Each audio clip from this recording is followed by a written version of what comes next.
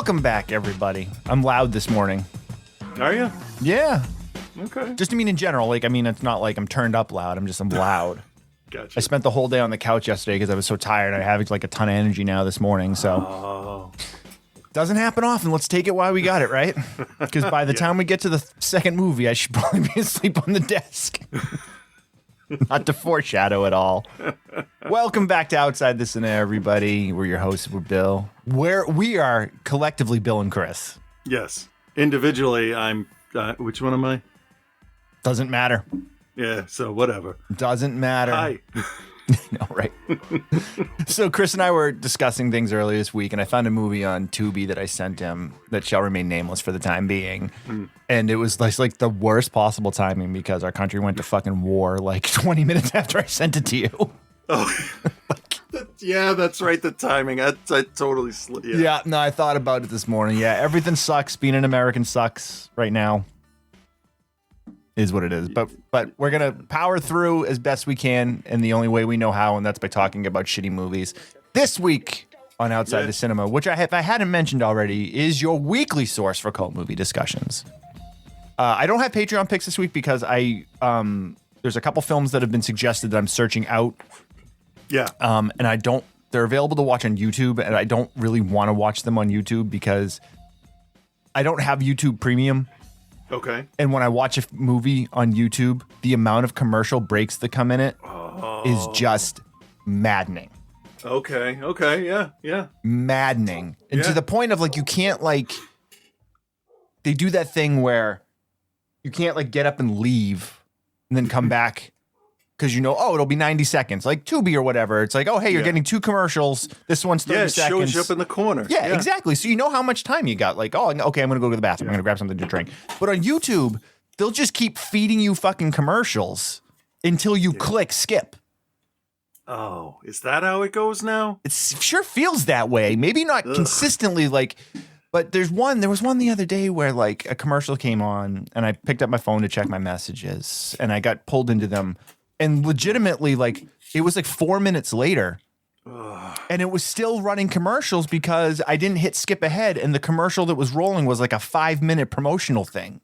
Yeah, one time I got a 16.5-minute political campaign ad for a 4.5-minute video I wanted to watch. You love it. You loved it. Ugh. I loved clicking close window. That was fun. And YouTube... manages to, every time there's a browser extension or something that comes out that allows you to go commercial free, it'll work for a little bit amount of time and they find a way around it and they're like, hey, listen, we know what you're doing. We're going to suspend your account. Yep. We're going to beat you at our own game. You're going to watch this video about jacuzzis and you're going to watch this commercial about jacuzzis and you're going to love it. Yeah. I would love to have a jacuzzi, don't get me wrong, but... That wouldn't be bad, yeah.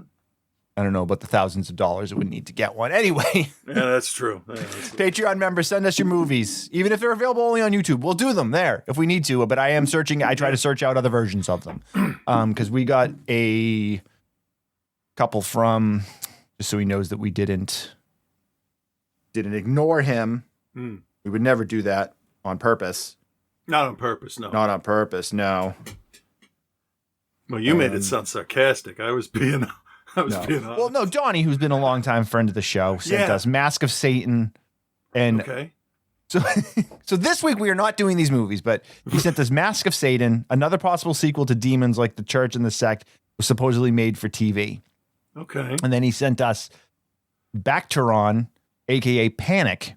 And in his response to that, he wrote, I cannot in good conscience ask you to cover this. I like that. I fell asleep during it and kept going to my Kindle during it. I can't recommend it if you are experienced. I can recommend it if you are experienced insomnia. Okay. He also says, and this is the main reason I wanted to read it, Chris, I love the stickers from Spectopia Arts. Got them on my Kindle case. Oh, nice. He also if you like that stuff, in 7 days on March 9th, 7 from today, all the rest of the stuff that I have that is not Spectopia specific is going to an Etsy store called Channel 27. It's an old station that some of you may remember called WCTB. I remember WCTB. Yeah, because it's constantly running out of my mouth. So Channel 27 is going to be like the way I remember stuff. Wow, that sounded threatening, didn't it? It did. But no, it's like all the stuff that you would see on late night TV or current events, possibly, or ads. Like I have this really nice logo for the old Power Records label. They used to put out the Marvel, the Spider-Man, like this sort of an audio comic book at the time on vinyl. I thought that would be really neat. I couldn't find that anywhere, so I made one. Nice. And all the Star Wars stuff, all the stuff that basically could get hit with copyrights, is all going to go to that one place. And Spectopia is its own thing with the little dudes. Both are still going, but it's there's so much going on in real lives. Oh yeah. So, but yeah, that will be open, and I'll probably have a nice big coupon code for everybody on the next show. Dope. We're still going. This is still a thing, and we're still doing it. It's just we don't know what the fuck we're doing, and it's only 2 of us. Nice. It'll be 4 of us once my kids graduate in a couple months. My kids are going to graduate in a couple months. Hell yeah. Congratulations. They're going to be 18 in 10 days. So I can finally relax around the president. Jesus Christ. So... yeah, there's that. And then we had, at work, a couple of things. We had Dr. Fauci came in and he gave a talk with a documentary that was shot regarding vaccines for HIV, which they're apparently very close to, which is nice. And then what did we do? We ran Soul and Sinners for Black History Month. I thought the order those two were put in were pretty funny because Sinners was first. But those went over really well. And I forgot. I watched Sinners, but I think I watch movies different when I'm going to review them. Because when I was watching the beginning of it in the theater this last weekend, I was like so much I didn't remember. And so There's much. a lot going on in that movie. There is. There's one scene right before Boss Hogg comes up in the beginning. There's what look like vultures circling.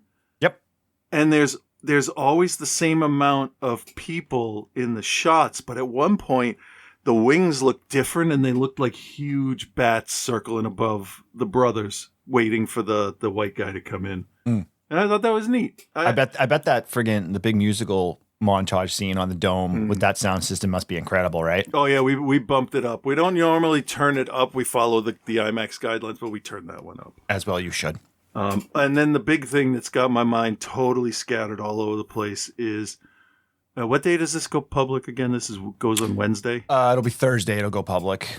Good. So Wednesday, we're doing a world premiere of a movie called Project Hail Mary. Oh.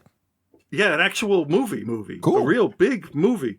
And like this is like studio coming in, like they're bringing their security. I have the movie in the system and they gave me a key to unlock it that's only good for like 5-6 hours tops. Okay. They wouldn't let me test it. Nothing. I don't know who's going to be here because it's a premiere. There's going to be photos.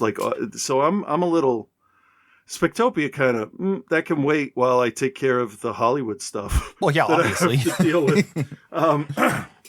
But Ellen's been going full tilt, getting as much in there as possible. And to tie in everything I always talk about, the Backrooms A24 movie had a teaser come out. So on day one, on Channel 27, we're going to have some kind of range of Backrooms inspired T-shirts, skirts, handkerchiefs with the wallpaper pattern on it that I recreated in Procreate. Cool. Yeah, I'm excited for that. And Good. You know what I love? Remember the Blair Witch surprise movie that they made? Yes. They ran a trailer and then it was like 2 months later it was coming out. The Backrooms movie's coming out in May. Nice. The first teaser was this last week. And then it's like in May. I'm like, 2028? No. Oh shit! I better get a ticket now. I'm excited for that. Well, there won't be any theaters left by then anyway, so I just want to watch it. I just let me see it. I don't care. The kid was 16 when he came up with his first video, Kane Parsons, and like I know I'm like a lot older than him and stuff, but like that's impressive, and I'm proud of the kid for doing absolutely. That. I don't know him at all, but like one artist, I can actually say this and not feel like weird about it, but one artist to another, fucking amazing work. Absolutely. Amazing. Getting back to what I was talking about before Chris hijacked that segment. Hey, I don't ever really. It's okay. No, it's all good. I don't know how to talk myself up. So I also want to send a big thank you out to Austin, who is a member of our Patreon. Says, "Yo, what up, Bill?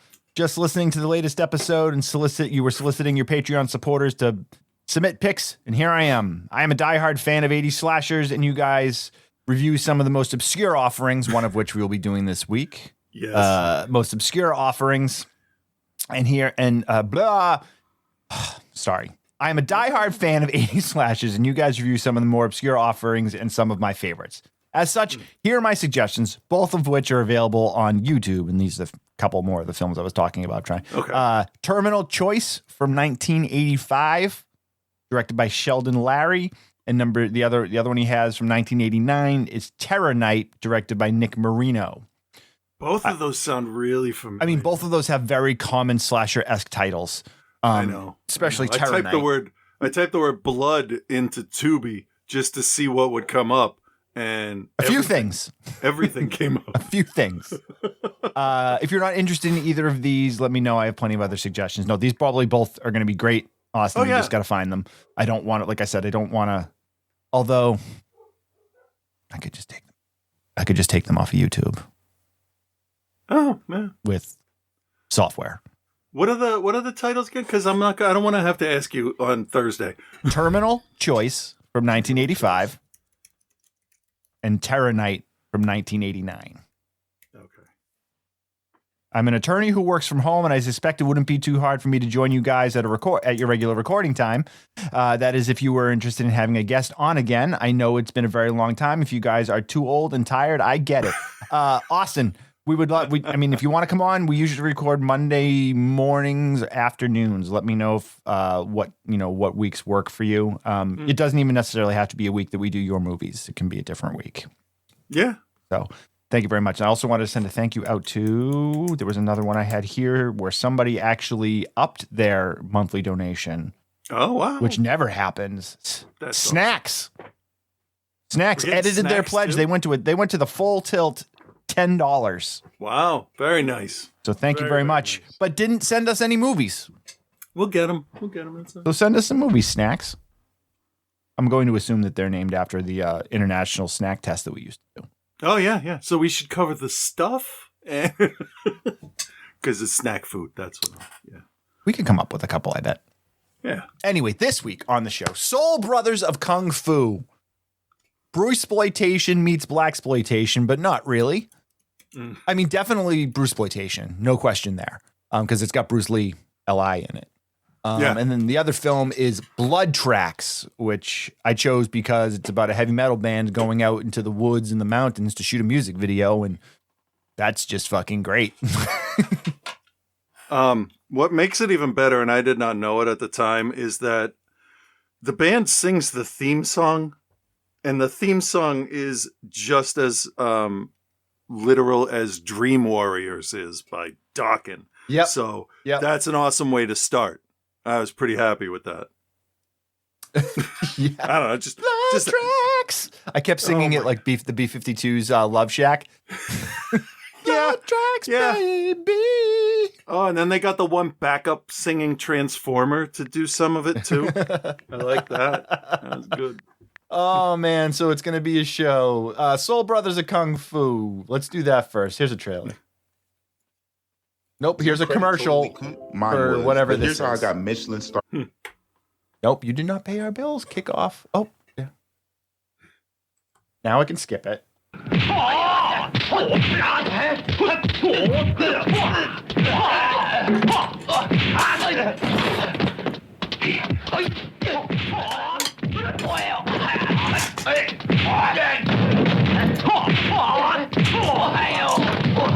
Otra vez.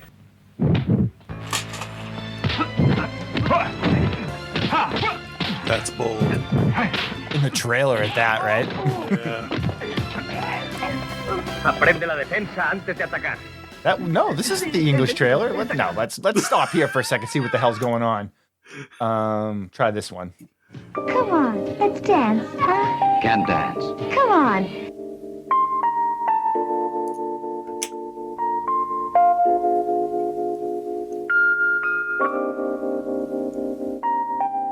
That's not helping either. Nope.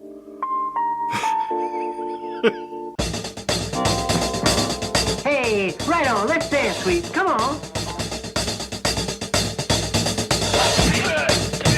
I was little hoping better. for one with a great voiceover because this one would have had such a good opportunity for it too. Why do you bully him? They're two kung fu masters immigrating to a new world. I can't stand it. They meet up with a soul brother that can take them to the top. Yeah. It's that would've worked. ready built for it, and they just fumbled on it. God damn. Well, I think they put as much effort into that as they did into the rest of the movie. No, I think they put a lot of effort into the movie. They just didn't bother to follow Have through any on it. skill beforehand? Yeah. Soul Brothers of Kung Fu, 1977, directed by Shan Hua, written by Chan Wei Li, starring Bruce Lai, L.I., Mm-hmm. Ku Feng, Mm-hmm. Carl Scott, and a bunch of other names that I'm going to murder if I attempt to pronounce, so I won't. Two illegal immigrants, which is not true because it's three immigrants, meet a young kid, and the three become best friends until one of them joins the triads. Now the remaining two must fight the triads in a battle to the death. Is that what was happening? Nah. Because anything, literally anything, could have been happening in this. Yeah, I don't And know. you could I don't know tell me- about that. You could tell me the plot of Mac and Me, and I'd be like, yeah, I guess I could see that. Yeah. So this film, with the title of Soul Brothers of Kung Fu, is attempting to cash in on the late 70s blaxploitation movement by adding one character of African American descent. But to be fair, his forms were pretty solid. He was pretty good. Oh, yeah. Kung Fu wise? Yeah. Oh, yeah, absolutely. There's no, but we haven't even gotten that far yet, man. No, I just, because You're already grasping at straws. Like, oh, I know. No. Like, I don't, you want to pull somebody in, you get a token, quote unquote, token black guy. Like, this one actually, the one they picked could do the martial arts stuff, which I didn't expect, is what I'm saying. Okay. So, and he was better than I thought, even if he knew what he was doing. Right. Because I see the level of movie making we're at.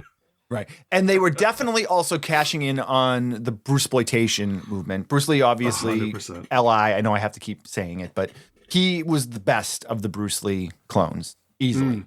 Best martial artist, had the look, actually not even a bad actor. Unfortunately, got really just put in, he was the Bruce Lee clone. And he leads the pack here too. So this movie opens up with three immigrants immigrating from, they don't really say, maybe Japan to China, because they're out on a raft. Yep. It's a woman and the two boys. They apparently have been out there for an extended amount of time. One of them wants to cash in and he just tells the other guy to just push me over the side and let me drown. And the guy's like, no. He's like, we're in this together. We're gonna get there. And then they apparently are rescued because they're on a boat. Yeah, we just skipped to that. There's a lot of that. A lot of skipping, a lot of quote unquote skipping to that in this film. Yeah. A lot of skipping to that in this film. So then they end up in Hong Kong, and we get a long sequence of a year of their life of them working different jobs, the men and the woman, and we know that both of the friends are in love with the woman, but she's only interested in one of them. They get fired from a bunch of jobs. They are also working on they do a lot of work in different places that are moving shipping containers. So yeah. Yeah. A lot of work on the docks. It's almost like they knew somebody there. Maybe. And could film for free. Maybe. I don't know. Maybe. So there's a point where the African American character gets into a fight with these guys, and then the two friends come over and help him, and they all get fired from the job. Yeah. And the issue then is they're trying to find work, but they are also now friends with this guy, and they're like trying to like teach him, I guess. Everything in this movie skipped over the important parts, like getting to know a character, finding their motivation. Instead, it's just like, hey, you beat those guys up. You're teaching me kung fu.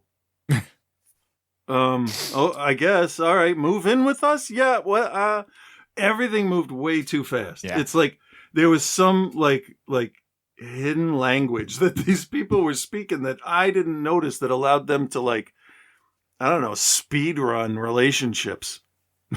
But also, none of these motherfuckers could not fight. They had to fight no matter what. Yeah, I will There's say an extra this. ice cube in my drink. Bam. I will say this. With a title of Soul Brothers of Kung Fu, you are expecting a buddy comedy funny. No, this is all played very serious. If you're expecting a fun blaxploitation meets kung fu film, you're not going to get that. And they definitely, they go kind of hard on the action and the bit of story that is there. I mean, I think what it comes down to is the triad is just bad. And they are working to just take out anyone that causes them problems. And these two guys and the third guy also apparently caused them problems. But then one of the brothers, well, they're not brothers, they're friends. One of the friends becomes like a karate kung fu champion, I think. Yeah, I don't. He goes to some like tournament in New York. Tournament in New York, yeah. And wins, and then he off screen. We see him win the tournament. Well, I mean, we see a lot of footage that's red. Like, I couldn't watch nothing for the rest of the day had any red. My TV's like, fuck you. You overdid it with the red. We're done. You can't watch Transformers. Nothing. No blood. So I guess what kind of comes of it is the triad is training a champion too, and then he beats the triad's champion, and that's why the triad has it out for him. I think. That is probably more solid than the actual reason. I think, to be honest. So, this film is just fight scene after fight scene after fight scene. Mm-hmm. But the fight scenes are really good. They're really good. Yeah, I was actually a little aggravated with their choreography because it was way better than anything else in the whole thing. It is, the fighting in this is epic because it is just non-stop and like fluid and looks good, and they look like they're hitting each other, so it's not, I mean, there's a few points obviously where some of them, but like it's all like seems legit. The fight choreography is great because they do plenty of the 10 guys surrounding one guy and one guy coming and fighting at a time, but they also do a lot where like multiple guys are coming at him at the same time, which is like my biggest thing when I watch one of these movies. I'm like, there's 10 of you, just jump on him. Yeah, fucking bum rush him and take him down. That's what zombies do, and that's why they win. I mean, come on. A lot of solar plexus punches. A lot of them. A lot of stuff that would give you good stumble back reactions. That's what a lot of it was reaction shots to getting hit. Yeah. So you hit them in the middle of the chest, they can do that, swat the chest to be like, oh, how dare you? Yeah. Kind of bullshit. Yeah. And the big crux of the story is the two friends or brothers, Wong and Chin. They're fighting for the affection of the girl, Xiao San, and she likes Wong, and obviously Chin is then very butthurt by that. Yeah. And he deals with it for a while, and then basically turns on Wong after losing a bunch of money in a betting thing. They're playing not Baccarat. The domino game where you match the domino numbers and stuff. I can't think of the name of it. But he, like, one of the triad guys lends him money to bet and then he loses. And so he's now indebted to them. But here's the thing.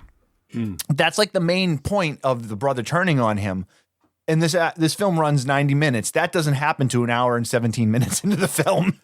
Yeah. And also, I think that they probably would have had a better time and a much easier time getting the money if they didn't fucking walk in the room and demand $20,000 in 1980 something.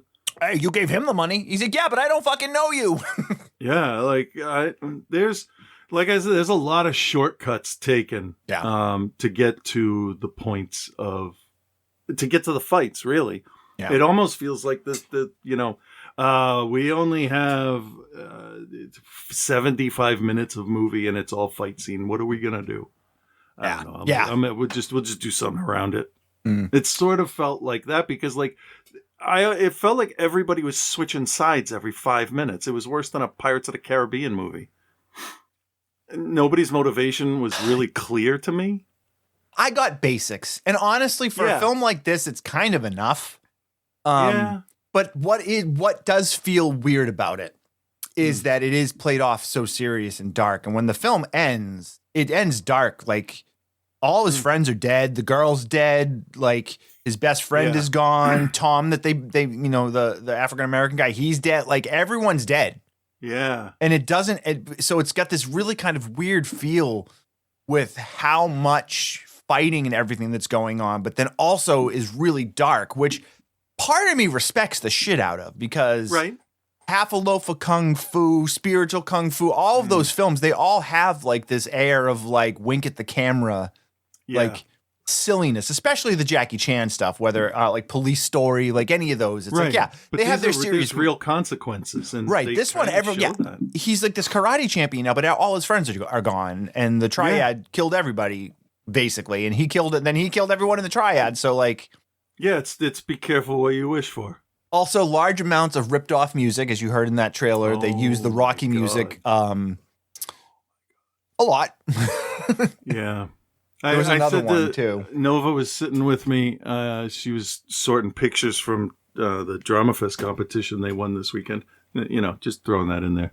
And I said, "Holy shit, that's the Rocky music. I wonder if they're gonna." Nope, they're gonna play the whole thing. Yep. I said, "I've never seen this movie before." No, but have you ever seen Rocky to know the music? No. So I started humming along with it, and I'm like, that's how you know it's ripped off. You know every note, and you've never seen the movie.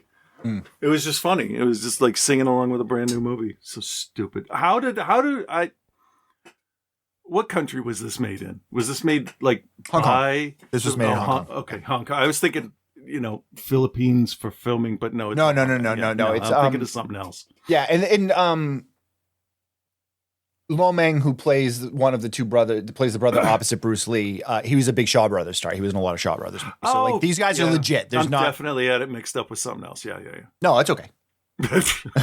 Happens to me all the time. But like that fight where they square off the two of them is really incredible. Like I feel like I should have felt more. Well, it also kind of got rushed, but like it was good. All the fight scenes. There wasn't a bad fight scene in this. That's true. I'm sorry, I kind of interrupted you there. That's true. No. No worries. Let's grade, I guess. Mission failure. All right, Chris, do you recommend and what is your grade for Soul Brothers of Kung Fu? All right. Because I try to be a man of my word, I have to follow the guidelines I have set up for myself. No and an F. Because why did they have to rape the woman if they were just going to run her over with the car? Ooh, yeah. You know what? Unrelated to the script. Yep. I'm really glad you brought that up. Nothing. At that point, I thought this is not a fun movie anymore. They didn't need to do that. Yeah. And now, fuck it. Without the rape scene, I would recommend it and I'd give it a C+. But with it, it can go fuck itself. That's what I have to do. That's what I said. It's unnecessary. Because I said to Ellen, if it's the accused or like where it's the central plot line, like I'm going into I Spit on Your Grave knowing that it's going to be a part. or Irreversible. Like, you know that's the movie. Fine. But you're watching this goofy kung fu movie, and like, it's not like she breaks away or anything. No. They gloat over it. And no more. So I have to. It just was felt slimy. It was disgusting afterwards. I don't like it. Yeah, that's gonna taint my grade. I kind of forgot about that because I really just was like, nope, we don't need any of this. So yeah, and it's not super graphic. They don't go like deep into it, but it's enough that it's yeah. There's no They do it to hurt the main character and not the woman. She's not a character. She's an object. Yeah, to be used to anger. And then the guy that raped her, he doesn't seem to give special anger and attention to. He just beats him up like normal.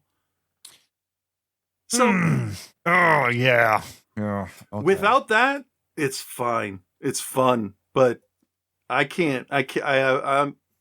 not comfortable not calling that out anymore.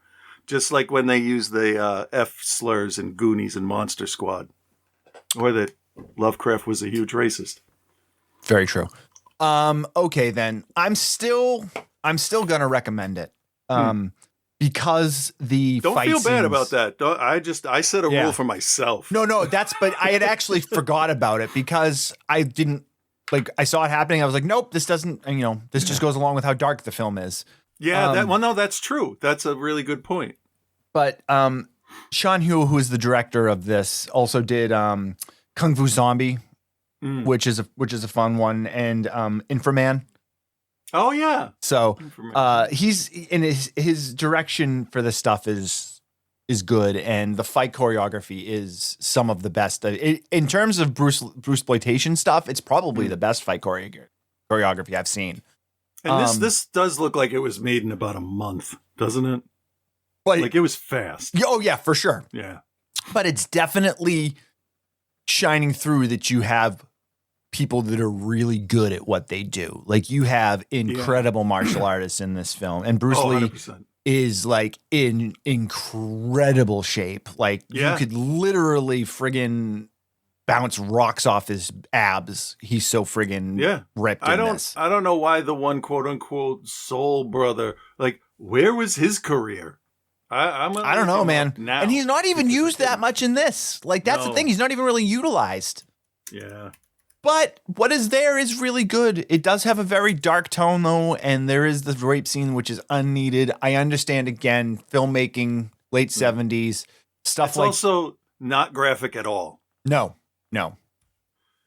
But you know exactly what's going on. Yeah.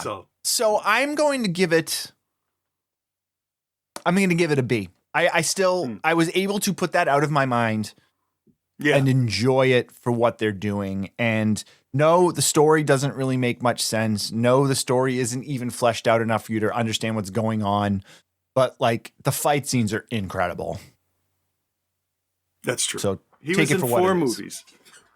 Was he? Oh, excuse me. He played Tom, right? Is that the character? Yep. He was in Bruce Lee, The Man, the Myth in 1976, and then he did this in 77, Soul Brothers of Kung Fu, then Sun Dragon and Shouzi Ao Shu. I don't know how to say that properly. That's 1981. It says he was known for those, and he died May 29th of last year. Oh, wow. Yeah. Okay. We have to cover Kung Fu Zombie at some point soon. Yeah. I wouldn't mind covering the Sun Dragon either. That sounds like it could go either way. This is for the Dragon of the Sun. I'm gonna see. Maybe he was an instructor, and that's what he did, because he definitely seemed good enough to be able to do that. Yeah, agreed. All right, next up we have Blood Tracks. Let's see if we can find a good trailer for that. There's not one on IMDb. Blood Tracks. Grandmaster Carl Scott. Oh man, Blood Tracks. All right, here we go. This is available on Tubi, if you couldn't have figured that out already. Yeah. Directed by Mats Helge Olsen, who is a Swedish filmmaker. Jeff Hart, you don't know, like they like Naomi Kaneda. She was in like 3 movies. All right. Yeah. Film crew producing a music video for a group called Solid Gold that looks just like Britney Fox. Yeah. The music group, not the Fox. Right. Decides to shoot a music video in a remote snowy mountain area. A family of psychopaths who've been hiding out in a factory for decades starts killing them one by one. Yeah. All right, let's grade it. That's pretty much it. Yeah. It's it opens. It's Jaws, but the ocean's a building. Pretty much. Yeah. So it opens with a mother and her like 13 children scared because the father is coming home and he's apparently, I gathered it like an angry drunk that beats them up or something. Yep. And he attacks her and then she kills him. And then there's another random guy there that just keeps calling her a murderer. Yeah. So she takes the like 9 kids that they have and just like leaves and apparently just shacks up in this old factory like 30 years later or something. Yeah. 40. even. 40. Yeah. I remember that. I'm like, that's a long time to live. Strangely enough, she didn't age. No. All of the kids did, but she didn't. Yeah. Well, So- I mean, it's what happens. Yeah. Normally, backwoods horrors, whether it's Deliverance or Wrong Turn or Hills Have Eyes, any of those, like, it's like generations of like them living in the woods and being Yeah. separated from society. This is just a bizarre, like, they just decide to hang out there for whatever reason. Yeah. It's like, oh, we'll stop at the first place we see. Yeah, I don't want Yeah. to get up and go somewhere else. I'm done. We live here. Yeah. So this film is very much a Hills Have Eyes that just takes place in the snowy mountains. Is really what it is. Yeah. But the band was the band called Solid Gold. Is that what they I called the believe band? so. I think they were a real band though called Easy Action. I think, right? I have no idea. Honestly, they all looked like they just walked out of the arcade and were asked, "Do you want to be in a movie?" I mean, they very much have that 80s glam metal. Like when I said Britney Fox, like that's really they're like early Cinderella. Oh yeah, no, it's that there's no pretending here. They nailed it. Yeah, dead on. Yeah. So they're filming this music video and they're up in the mountains and there's been chances of avalanche in the mountains on top of the terror of the backwoods people living in the factory. Mm-hmm. And there's this amazing fucking scene where they're recording the music video and they're just like in the snow and like vamping it up and like playing their guitars. There's no drummer, by the way. Yeah. No drummer. First thing my kids noticed is that none of their shit was plugged in. Yeah. I said, well, yeah, obviously. It's a music video. Right, but there's nothing, and I know I've said this on the show before, there's nothing that drives you more insane than when you're watching a movie or a music video and they have a microphone and they don't have an XLR cable plugged into the backside of the microphone, whether it's plugged into something on the other end or not. Like, Right. no XLR cable plugged into the microphone. First of all, it looks weird because it looks like half a microphone because the XLR on the backside of it is what makes it long. And there's a scene where they're up, like they're vamping away and he's like, blood tracks. And like the microphone's not plugged in. Like, why do you have it there? Like, you're obviously in the mountains. Like, you don't need amplification. Yeah, that's a good point. Yeah. So they're vamping it up, but it's great because like they're in the middle of the snow-covered mountains and nobody brought these guys a jacket for like in between takes or anything. Yeah, no, the scary thing to me is like they thought I have to assume that the people making this movie believed that they were being a little irresponsible as like fake people in the movie, but like what level of precautions did you take for your own crew that are filming this crew filming them? Right. Like, are you taking care of them and you're like making fun of other people that like leave people laying in cold places for a long time so they almost die of hypothermia? Because that's being a bad director. Yeah. Well, I mean, this is a Swedish movie that was dubbed into English. Oh, well, then they're fine. They're not cold. All right. So, okay. So here it is. So starring real life rockers, including Shotgun Messiah's Zinny Zan. I've heard. Okay. Europe guitar player Ken Marcello. Weird. And then featuring sex, nudity, and gore. So maybe it's just the two of them. Okay. But they're real rock stars. So they didn't. The look was legit. They weren't just like. Yeah. But what's so funny is how many women they have with them. Yeah. So many. And I don't like to use the term broads a lot because I feel like it's a demeaning term, but like they got a lot of broads with them.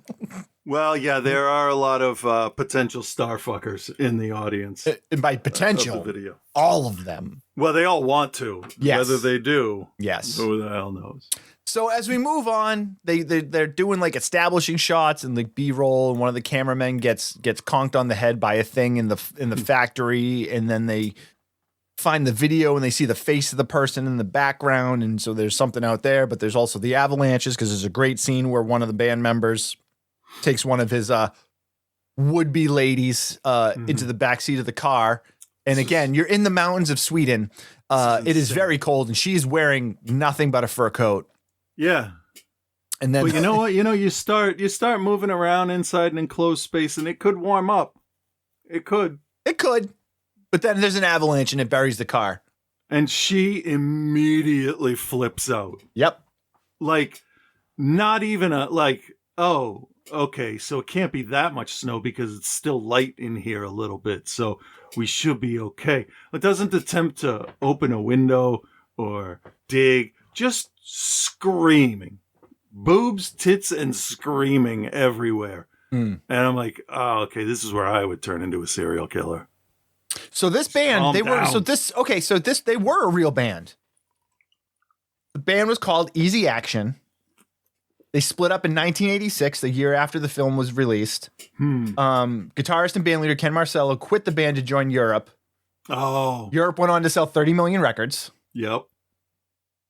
That makes more sense that way, not the other way around. Yeah, the singer, Zinny J. Zan, went on to join the band Kingpin, which would be better known under their changed name Shotgun Messiah.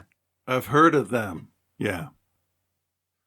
American hair band Poison used the chorus of Easy Action's 1983 single We Go Rockin' in their song I Want Action, which led to a lawsuit that the Swedish band won. Oh. The original lineup just played their hit album That Makes One at the Sweden Rock Festival this past year. Huh. That was this past year, meaning 2018. Okay. Well, okay. That's still recent to me. The best part of all of this is that in this film, Easy Action were afraid to act. So director Mats Helge Olsen got them drunk, and you can definitely tell. Okay. They're destroyed for most of the movie. I advise you do the same while watching it. Thank you very much, Bands About Movies. That's the guy that wrote that little write-up. Not bad. That's a good write-up. So this movie is The Hills Have Eyes in a ski resort, essentially. Yeah, it's what the 80s did with the Friday the 13th model. It's just, okay, what are we going to do that's different? Okay, yeah. What if they were little tiny aliens from outer space? Or what if it's a guy that wears rosary beads, sort of like a mask? We already covered that one. Just anything. How about we put it in an office building? That was Die Hard. So, no, I'm kidding. But it's the same 10 Little Indians idea, actually. So yeah, it's just that's what made the good ones like stand out. You have it in the dreams, and then anyway, go ahead. So the film was also co-directed by Derek Ford, who did Don't Open Till Christmas. Was that was it French? And they were like dolls that came to life? Maybe.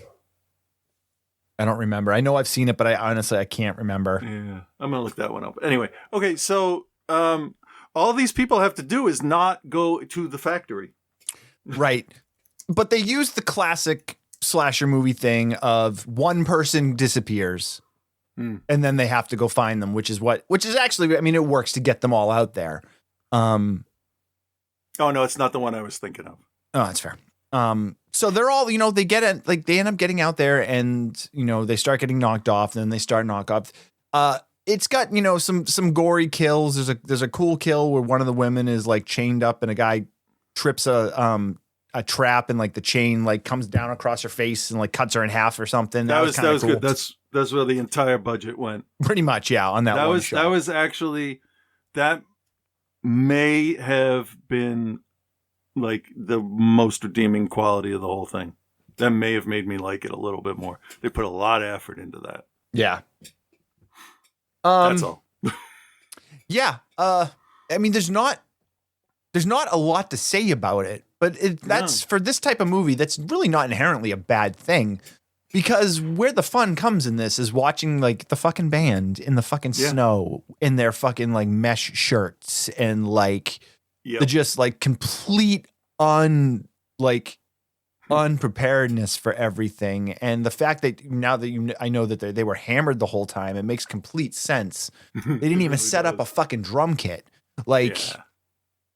And the song Blood Tracks is just okay. Yeah. Did they have a keyboard? I can't remember. No, there was 4 of them, and they had a guy singing, 2 guitar players and a bass player. Oh, okay. No drummer, no keyboard, both of which very prevalent in the track. That is true. The keyboard is more prevalent than almost any other instrument. You could at least say maybe the keyboard had drums on it. Maybe it was a drum track. Yeah.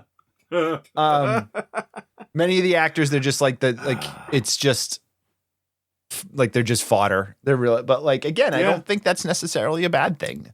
There was one thing though that like made me say something I'd never said in my life before.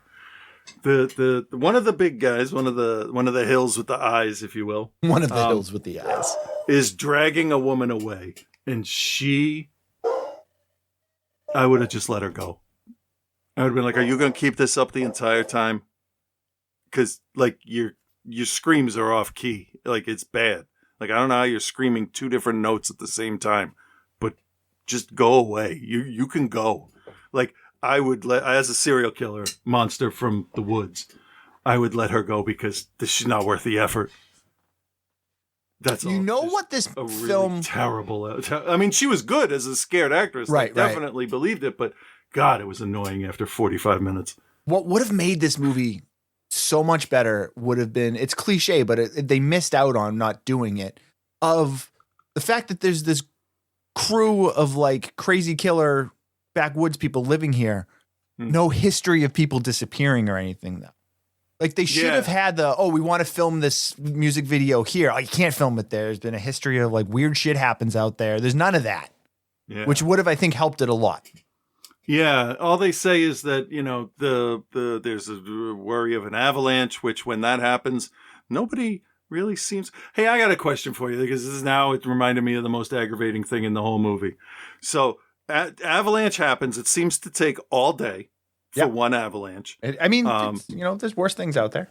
Yeah. And then, like, 3/4 of the way through the movie, the sound guy is going to go out and record sounds of the avalanche. And without even thinking, I'm like, are you going to fucking go back in time? Like, sound is like, like now. It's not nothing. You missed it. But if he had said, we found that like the snow makes some really weird noises after avalanches when it starts settling in because it's so much, it's so heavy or whatever temperature, something else. Like I'm going to get weird sounds from the snow settling after the avalanche. Would have made more sense than I'm going to go get audio of the avalanche. I mean, you're going to cause a new one? What are you doing? I mean, honestly, he just would have, all he had is, I'm just going to go out and get some elemental sounds. Like, that's all he would have had to do. Or just like, I'm just going to go out and get some ambience. The amount of professionalism in this video crew is scary because there is none. They have no idea what they're doing. And agreed. There's no like reflecting boards. It's all like one VHS camera. Yeah, I know. They're also filming this multi-million-dollar video on a VHS camera.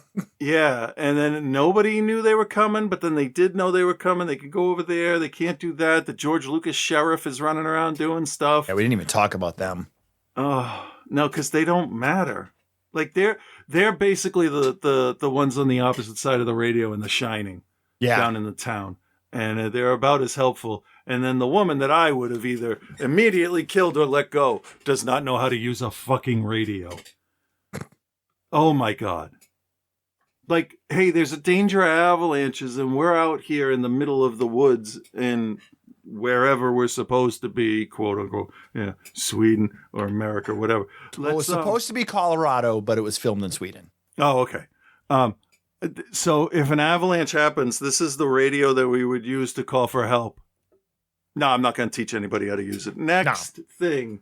Like, that's the first thing you do. Turn it on, and you say, hold this button, you talk into it, and then you let go of the button. Some people need to be taught that. New hires at the movie theaters I would work at, I'd say, okay, you have to push the button, count to 2, and then talk. Otherwise, I don't hear the beginning of what you're saying because it's still connecting. Like, that was what, 3 seconds? Sure. That's all. Just teach her how to use the fucking radio. It's all you got to do. Or have her be technologically illiterate. And she's like, I'm not going to need to know that. She could have anything. They just, hey, I got a cabin. Let's make a movie. Right? That's Pretty what much, it feels yeah. like. I got a cabin and I got an empty warehouse. Yeah. Yeah. I didn't hate this. No, I actually quite liked it. It was a little bit charming, but some of the reactions and stuff, like, I didn't know who was interested in who, what's going on with this person not talking to them. Why is this one dork scared of everything? I'm sure, like, it's all there, but I didn't get it the first time watching. But do you have to? It's a bunch of dum-dums running around a cabin that are going to get killed. Yeah. That's what you're there for, right? I don't know. All right, Chris, do you recommend, and what is your grade for Blood Tracks? I mean, compared to the last, no. Yeah, I'll recommend this one. It sort of feels like, what was it Vicious Lips? Was that the one with the rock band? The girl rock band? And they were in the insane asylum and all that. It feels like that. It's that level of cheese. It's somewhere between Vicious Lips and Black Roses. Because it's Black Roses is the benchmark for heavy metal horror. Yeah, it's sort of a parody of it because, like, they're filming the people filming doing the thing. So there's probably a little bit of commentary on, past experiences in there that are inside jokes or whatever. But yeah, it was a little better than I thought. The tiny little dude wearing the Prince jacket shoveling things out, I thought was great. Because as we're sitting there watching, we're like, oh, okay, so yeah, all the crew goes and grabs shovels, and oh, look, little Prince guy's gonna help too. Because he was little. He was like, because you have to be little to wear his clothes. So, but I did appreciate the 80s look. It's like they didn't have to throw a whole lot of effort into it because, like, everybody at the time did that. Yeah. If you were hired because your hair looked like that, then you can do your hair like that. So come on, you're doing your hair yourself. Yeah. And your makeup and your blood effects. And you're writing your own dialogue. I will say the acting was a little bit better than I anticipated, but it was also way worse at times. Yeah, it was uneven, to say the least. Uneven. Yes, that's the word for it. I'm going to recommend it because it's fun. And I really like seeing the old gear that they dragged out into the snow. It's ridiculous, like the way we see it from, like, the crew's point of view when they're filming. We don't ever get to see the finished video or what they were going to do with the footage, but it looks so, like, cheap isn't the word, but, like, uninspired. It's just standing on a ridge, like, wiggling around to the echoey music that you guys have already recorded. It's kind of endearing. Nobody in this is really a huge asshole that I can remember now, like the last movie. So there are a lot of opportunities for that, though. But yeah, I think I'll give this a C+, but a highly recommended C+ because it's fun. Yeah, and stupid.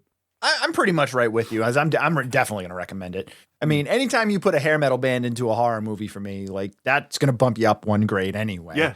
I liked it more than Iced, which is the same sort of story, but this had a metal band, so it's better. Oh yeah. I think I got another like winter horror movie like queued up somewhere that we can do in a few weeks too. But yeah, no, I really enjoyed it. I enjoyed the ridiculousness of the band in the fucking out in the middle of the fucking mountains with just like it's ridiculous. It's everything you want in like a shit like horror movie. And it's so fish out of water. Like it's great, and it works awesome because they're actual band musicians, so they don't look like a bunch of weirdos like faking it. You know, like wearing a wig and like a weird like leather harness and just like, hey, look at me, I'm in a band now. Yeah. Like no, those dudes were in the bands. Like they were a band, so it's their real clothes. Yeah. It's also interesting. There isn't really a final girl and there isn't really like a male lead. There's like multiple guys that are kind of coming in and out. And one girl, I guess, could be the final girl, but not really. They kind of stepped outside of that. Which it's got a weird feel to it, but I felt like it worked for the most part. Like it's not going to do anything you haven't seen before, but like it's, you know, in a different setting than you're used to. It's not just like some abandoned summer camp or like house in the hills or whatever, or like you got like stranded somewhere because your car broke down in the middle of nowhere. So it's got a little something else going on to it. You don't get really any explanation from the killers as to like, you know, what ended up happening to them, why they ended up the way they were, other than the beginning with the father getting killed. But you know what? Fuck it. Take it all for what it is. It's a no-brain slasher movie. B-. B-. Yeah. So cool. That's Blood Tracks. Yeah. Both of these are available on Tubi, by the way. Soul Brothers of Kung Fu and Blood Tracks are both available on Tubi. And I think Fossum, too. I think they're both on Fossum. I did have to type in the entire title of Blood Tracks to get it to even show up. Okay. Like all the letters of the title. Yeah, that happens. And the other one came up relatively easy, but I had to scroll down a little bit. It's not at the top of the menu system when you search. That's fair. Just if you're looking, it hasn't. As of yesterday, March 1st, they were still on. I know the months can change over some of the titles sometimes. That is true. Speaking of changing over the titles, Joe is back, and I believe this week he is doing the U.S. remake, right? Of One Missed Call? Is this the week the remake? Well, let's find out. I think so, yeah. Let's find out. Well, hello, Bill. Hello, Chris, and hello, OTC Nation. It's your boy Joe here, and this week Bill took me to an indiscriminate American city. Kind of looked like DC. Because he made me watch the notoriously BAD American remake of One Missed Call. I can't lie. Knowing what I know now, that this is one of, if not the, worst reviewed horror film of all time has me a little... Well, nervous isn't the word. I was nervous many, many years ago when Bill made me watch Men Behind the Sun because I had avoided it for so long. Mostly for the cat thing. That was awful. This is more like trepidation in the face of the question, what happens if I like this movie? Like, I'm okay with being an outlier most of the time, but what kind of existential crisis would be created if I'm literally the only person who liked this universally shat upon film? Like, I'm comfortable being in a minority opinion, but not if I'm standing in that corner alone. The lore and legend behind some films is always intriguing to me. See the aforementioned Men Behind the Sun. But just as much as movies whose legends are based on how extreme or controversial, I'm fascinated by movies that are just bad. Like, so bad they had to know what they were doing, but just pushed ahead anyway. Normally, that pushing ahead in the face of adversity would be like a good thing, but, you know, not universal. Like, anyone remember Alone in the Dark from 2005? Yes. It's number 42 on Rotten Tomatoes' worst 100 films. But boy, if you ask me, it is way higher on that list. It was so bad I legitimately want to fight Uwe Boll because of it. Dana Carvey's Master of Disguise was the only film production that didn't stop filming on 9/11, and karma did the rest. Yeah, I'd say. Even worse was Mr. Boll's House of the Dead. Because in better hands, that could have and should have been a great movie. Or I at think least they're good. remaking it. The whole 10 yards. Oh, the whole 10 yards put a streak of like cat shit smear on the reputation of the whole 9 yards, which is honestly one of my top 10 favorite all-time comedy films. Like, I could make this entire review about these movies, but I shouldn't, because as the number 2 worst movie on Rotten Tomatoes, not just horror films, movies period, it is surpassed only by Ballistics, X versus Sever. This movie needs to be watched for posterity, I guess. Okay. I'll try to be objective. Okay. I can't pinpoint the impetus for my attitude in this moment, but I watched this kind of with a sense of defiance. Like, do your fucking worst, movie. I dare you to be the worst thing I've ever seen. I got my fucking snacks and my fucking drink, and I crossed my fucking arms, and I watched the entire thing without taking notes or writing anything down. Wow. I'm sure the rest of the review will reflect that. Okay. Okay, listen. It's not good. It's just not. It's not good. But let me be very clear on this. This was not a good movie. But to call this the worst horror movie ever in the face of the remake of The Fog, the aforementioned House of the Dead, Prom night. An American Werewolf in Paris, Fear.com, and Dreamcatcher? Well, that's just dogpiling and choosing one film to kind of represent the sins of an entire genre. Let's call it the Nickelback effect. Like, I think if we're all honest with each other, we know that Nickelback was not good, but hardly, look at me, hey, look at me. They were hardly the worst bands, the worst band in the 2000s, like butt rock bands for guys who only drink Monster Energy drink and think that if they don't drive a pickup truck that their penis will disappear. But they definitely ate all of the shit when everybody just moved on after like the third date of that musical genre. Like, we ghosted all of the other bands like any polite but non-confrontational person would. But told Nickelback to stay the fuck in this room while they listened to all the reasons why they'll never find the one and we hate them. One Missed Call became the Nickelback of safe, like big studio horror. And if you look online, people drag this film more than they ignore that the U.S.'s slippery slope into fascism didn't start in 2016. It started in the late 60s. Apart from changing the ending of the original film into something Spielberg would consider too maudlin, this movie is almost beat for beat the original Japanese film, which seems universally like, okay, it's good, but not great. Like, is the dialogue in this geared towards people who dropped out of school in 9th grade? Sure. Does Ed Burns appear to be in an ambient-induced haze and or appear to be like just reciting lines while like daydreaming about going to DQ for a Butterfinger Blizzard after this is done? Yup. Does the ending where the ghost of the Psycho Kid's mom shows up to save the day ruin an already mediocre film? Oh, you betcha it does, bud. But if we're talking any and all horror movies, this isn't even in the bottom like 100 worst films. Now, if we're narrowing it down to big budget, big studio produced theatrical releases, sure. Like, it moves down, or I guess up, the list of the worst.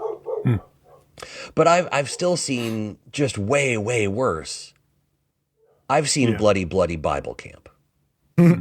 Shannon Sossaman could have picked her nose and wiped it on Ed Burns' blazer, his little detective blazer that was one size too big, as she breaks down under the stress of being hunted by a ghost, and it still would have been better than Bloody, Bloody Bible Camp.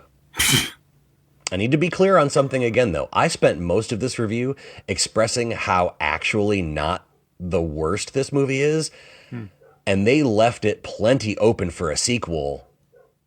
At the end of the day, I am very, very glad that this is the end of the One Missed Call franchise. They capped it off with a popcorn fart, And only the first and third of the OG series were any good. And even those were just kind of good. Here's the thing. The good. I tried to not expect so bad that I'd rather run my hand over my table saw so I could message Bill and be like, "Ah, dang it. Sorry, bud. Can't watch the movie." But I did. I did watch it. And it wasn't that bad. It was just regular bad. Now the bad. Which is still bad. Still The bad. bad here was the bad with the entire franchise. The premise is a bit thin, so it gets filled in with details that are either not very interesting or make it make even less sense. And there you go. One missed call. I don't know. Maybe I should have gone bigger. Maybe I should have feigned rage. I don't know. One missed call is going to get a C-. The entirety of the missed calls is going to get a C.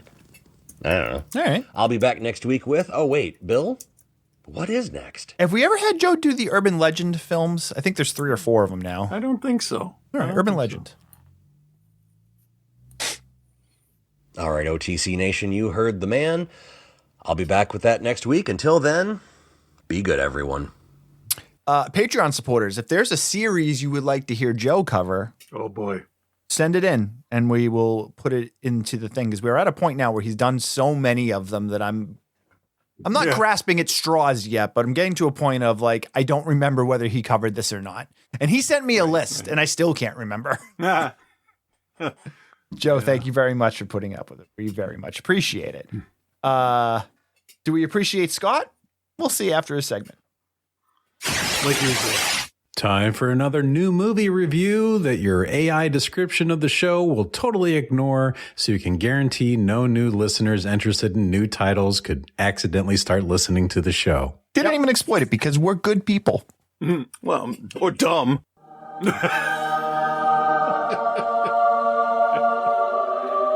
Could be both. Yeah, why can't it be both? I know. What? Yeah. Holy shit. Yeah. With Reverend Scott. You are not more powerful than my very sensitive 49-year-old tummy. God, don't I know that. Hey there, Bill and Chris. This is Reverend Scott, doing my best to suppress a week-long coughing fit and total lack of sufficient sleep to try and record a new segment. You can't deny any longer that you are in a coma and you have to wake up. Well, I stayed awake at least long enough to watch yet another new theater film that has a very limited showing around here called This Is Not a Test.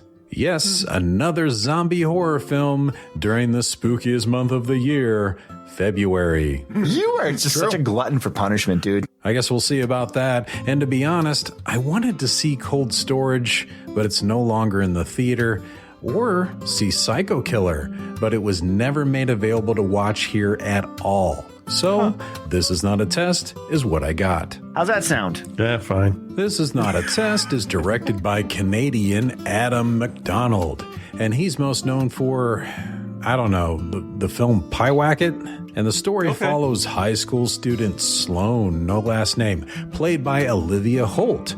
You may know her from the Disney Cloak and Dagger series where she plays Dagger. She also did a animated Dagger voice, and she was also in Totally Killer, which I believe you guys reviewed. Oh, yeah, and that was Heart fun. Eyes, that I reviewed. Oh, yeah, that was Didn't good. like that much. And she looks vaguely familiar. She lives with her abusive father, who's credited as Sloane's father. Sloane is laying in the bathtub at the beginning of the film, and there's a box cutter clearly sitting on the edge of the tub, and in her other hand, it what appears to be a suicide note. Before Sloane can do anything about it, her dad calls out to her, and after an angst-filled argument about breakfast, there's screaming and noises outside. That's when our teen drama veers squarely off into Dawn of the Dead territory. People being chased down by fast zombies and killed in the streets. Sloane sits there with the front door open, just staring at them for what feels like 5 straight minutes. Maybe she didn't want the zombies to notice her immediately go back inside and lock the door and take offense to her actions. That would be stereotyping all zombies. Political correctness will just render you inoperable. So anyway, she's standing there staring until one zombie lady decides to sprint at her and ends up in the house and bites her dad as he tries to wrestle with the woman. Assuming dad is a goner, not to mention he's an asshole anyway, Sloane sprints out of the house and narrowly avoids the zombies until she ends up jumping a tall fence into another house's backyard. That's when she somehow finds two guys that know her, Reese and Carrie. You probably don't know those actors unless you saw Strangers Chapter 1, which I didn't, or Clown in a Cornfield. Did we do a full review on the show? No. No, okay. No, because I didn't watch it until yesterday. Yeah, I know Scott did. So no, you don't really know them. Anywho, not long after that, a mom who is completely uncredited online for some reason, and her two teen kids, Trace and Grace, yes, that's their names, crash their car into some zombies, and then they eventually join the group too, and they spend the night at a house, mostly involving Carrie arguing with the woman about what to do next. And they don't last a full day before a zombie comes crashing in like, they make it out alive, barely, and decide, let's go to the high school. They get to a large street, and they need to cross it, and they're kind of hiding behind the corner of a house. And Carrie's at the front, and he looks, and he's like, coast is clear. So pushy, bossy mom decides to run out there only to immediately get mobbed by a pack of zombies and torn to bits. Yeah, and then we feel bad for a while. Yeah. Just kidding. She was really annoying. Although Trace and Grace kind of don't like Carrie very much after that. So the kids make it to the high school, and then they fuck around for a while, finding some stuff to eat and barricading some things very poorly. Like there's one scene where you see they quote-unquote blocked off a staircase using a soccer goal net. Sitting right next to that is a untouched grand piano. It's at this point that I'll mention that me and my friends were literally the only ones in the entire theater at the time. And things like using a 30-pound soccer goal to block off zombies instead of an entire grand piano is something that is a good example of the type of things that we would yell at the characters out loud about while watching this. I hope you know how it feels to be wrong. The kids find some booze and play the most awkward game of spin the bottle you've ever seen, involving peak cringe dialogue and Grace admitting to having sex in the school bathroom in front of her school shooter-looking brother Trace. And just as quickly as the game began, it ends very abruptly. It's too bad the movie wasn't trying to be funny because we all laughed.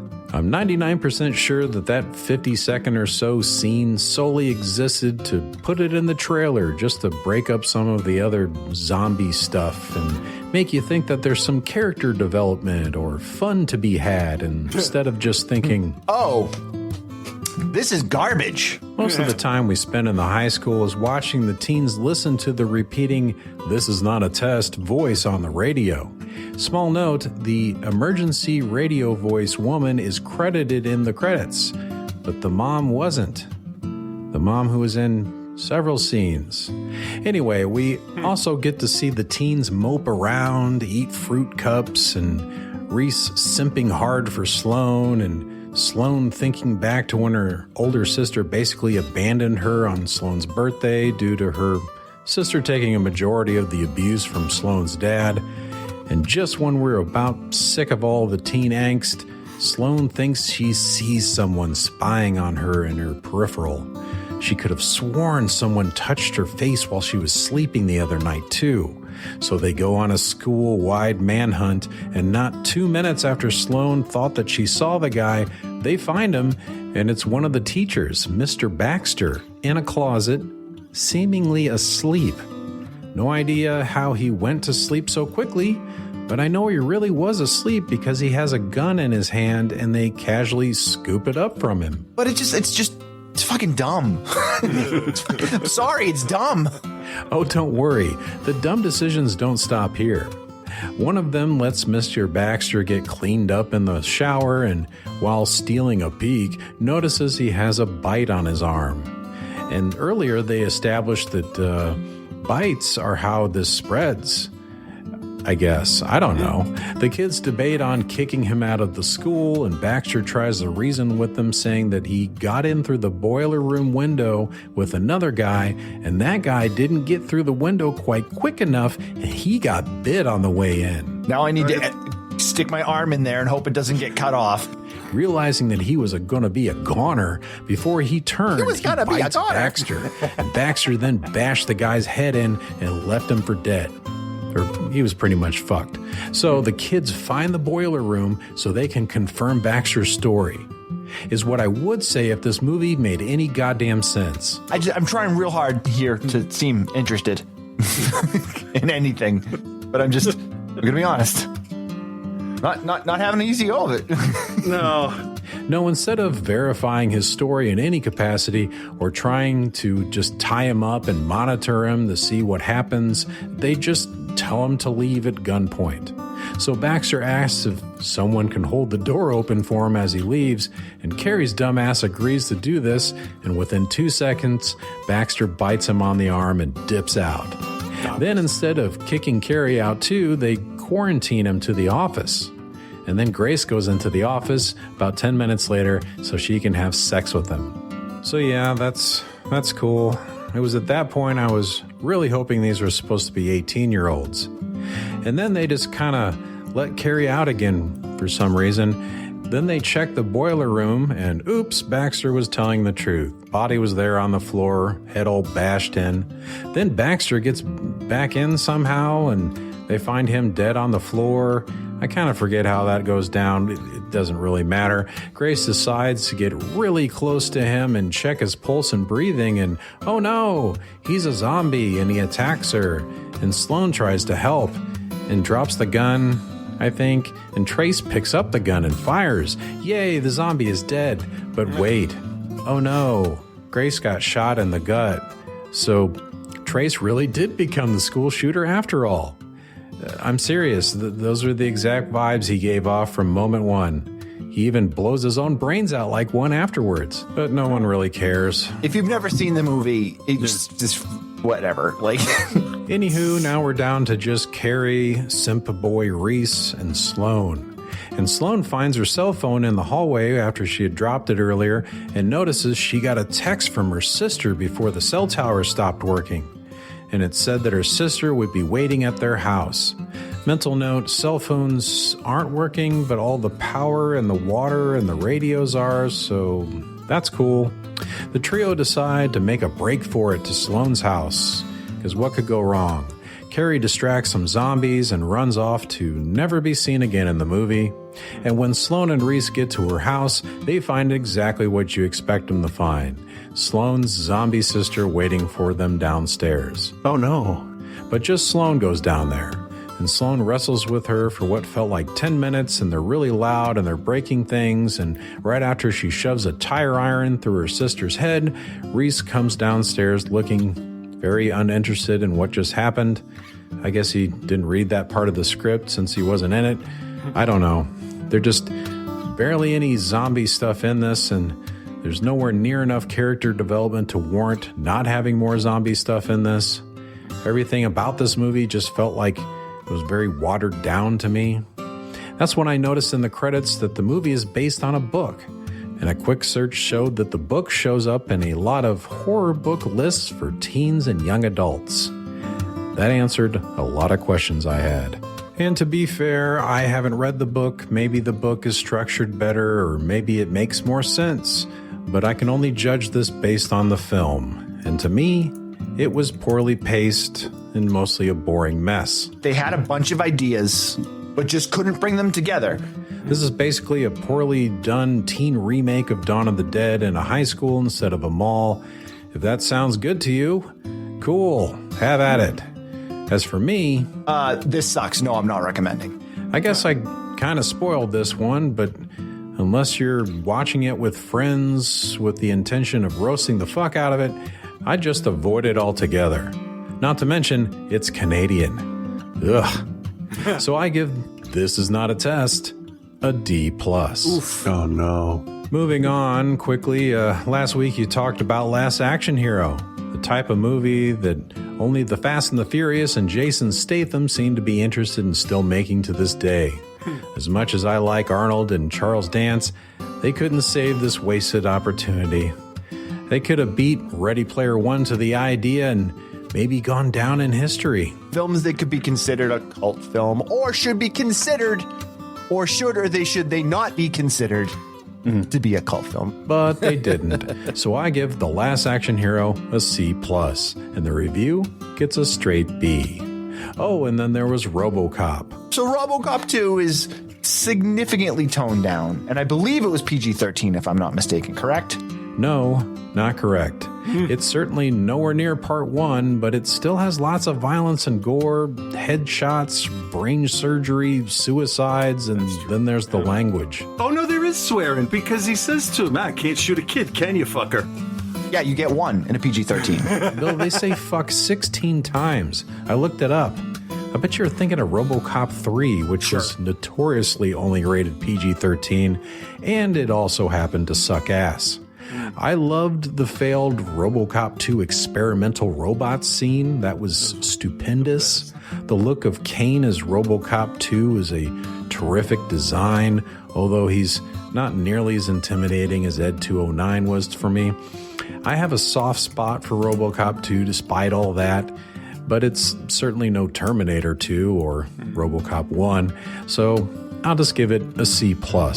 Also, the review gets a B-. All right, that's all I got for this week. I've already paused to cough a few hundred times while recording this, so this has gone on way too long already.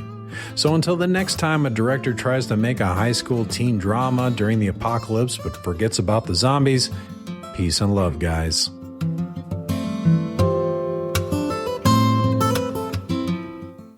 Outside the Cinema, the most knowledgeable movie podcast on the internet. I don't know what the fuck I'm talking about. What was the point of that?